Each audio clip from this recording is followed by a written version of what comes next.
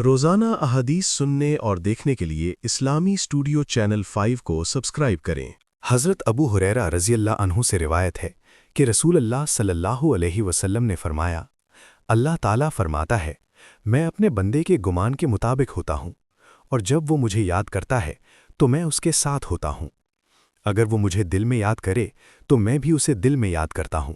اور اگر وہ مجھے لوگوں کے درمیان یاد کرے تو میں اسے ان سے بہتر مجلس میں یاد کرتا ہوں۔ حضرت انس رضی اللہ عنہ سے روایت ہے کہ رسول اللہ صلی اللہ علیہ وسلم نے فرمایا،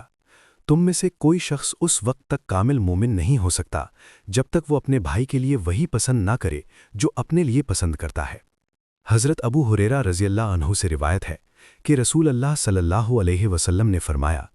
جس شخص نے علم حاصل کرنے کے لیے راستہ اختیار کیا، اللہ تعالیٰ اس کے لیے جنت کا راستہ آسان کر دیتا ہے۔ حضرت عبداللہ بن عمر رضی اللہ عنہ سے روایت ہے کہ رسول اللہ صلی اللہ علیہ وسلم نے فرمایا، مسلمان کا بھائی ہے،